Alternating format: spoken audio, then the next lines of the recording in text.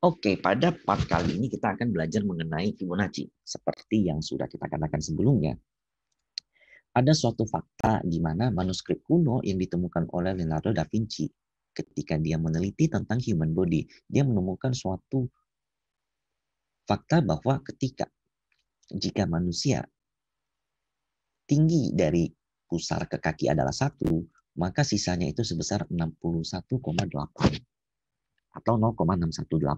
Dan di dalam part human body yang lain juga banyak rasio-rasio dari Fibonacci yang ditemukan, seperti dari bahu ke sikut dan siku ke tangan. Kemudian begitu juga dengan ruas-ruas kaki yang seringkali ditemukan mengikuti rules daripada Fibonacci atau golden ratio. Begitu juga itu alasan salah satu mengapa wajah atau lukisan daripada Mona Lisa terlihat begitu rupawan, karena ternyata mengikuti aturan daripada golden ratio atau Fibonacci. Kemudian yang perlu kita tahu adalah sekarang bagaimana sih penggunaannya ke saham, apakah reliable, apakah cocok.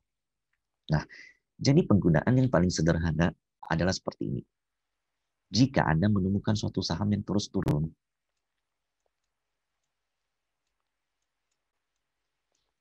kemudian dia melandai dan dia mulai rebound.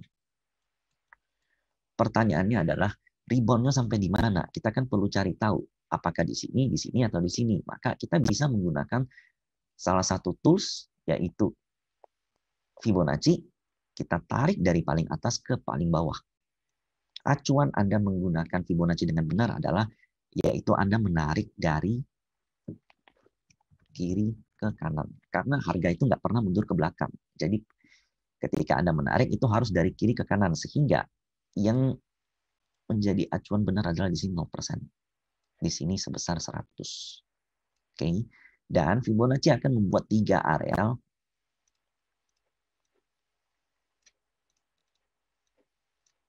di mana ini merupakan menjadi target price daripada pergerakan harga saham yang rebound ini. Nah, salah satu contoh mungkin kita bisa lihat dari Java,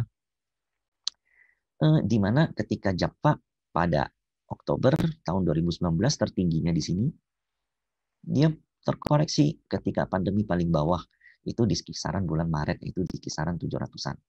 Kita tarik Fibonacci dari paling atas ke paling bawah. Dan ketika Java mulai melandai dan rebound, perhatikan bahwa pergerakan Java naiknya maksimal menyentuh Fibonacci pertama. Kemudian kedua. Lalu dia bermain di area Fibonacci-nya nggak jauh. Nah, kemudian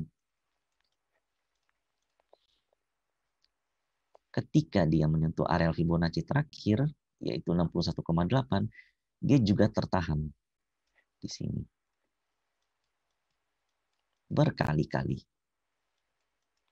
Sehingga cara penggunaannya sederhana. Ketika terjadi pantulan atau rejection daripada area Fibonacci yang bisa kita gunakan fungsinya sebagai support dan resisten, maka itu merupakan sinyal untuk sell. Ketika dia menyentuh area bawah lagi, maka itu adalah sinyal untuk buy. Dan kemudian bagaimana jika yang terjadi adalah sebaliknya? Maka kita juga akan melakukan yang sebaliknya. Contohnya begini, ketika Java mulai naik ke atas, ada satu saham yang mulai naik ke atas, dan dia mulai terkoreksi lumayan dalam. Contohnya begini. Maka kita mau cari tahu, kita mau beli di mana nih selanjutnya. Maka kita tarik area Fibonacci dari sini ke sini. Acuan benarnya sekali lagi sama, yaitu dari kiri ke kanan. Dan di sini adalah areal 0%. Dan Fibonacci akan membuat 3 areal. Dan itu adalah 3 areal koreksi yang terbaik untuk melakukan pembelian.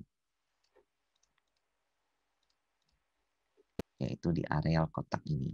Nah, kasus Java, ketika dia mulai rebound dari sini ke paling atas, dia mulai terkoreksi, maka kita tarik Fibonacci dari paling bawah ke paling atas. Dan kita juga melihat bahwa ternyata koreksi daripada Java itu maksimalnya di areal Fibonacci-nya. Terakhir yaitu golden ratio. Selanjutnya dia mulai naik. Nah, kemudian ketika Java mulai naik, dia mulai terkoreksi lagi dari areal 1750, terlihat di paling atas di sini.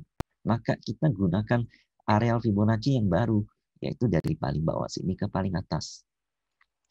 Dan kita juga menemukan suatu fakta bahwa ketika dia menyentuh area kritikal daripada golden ratio-nya, dia rebound. Kemudian ketika dia tembus, dia tertahan lagi di sini dan maksimal tertahan di sini. Untuk selanjutnya melanjutkan kenaikan.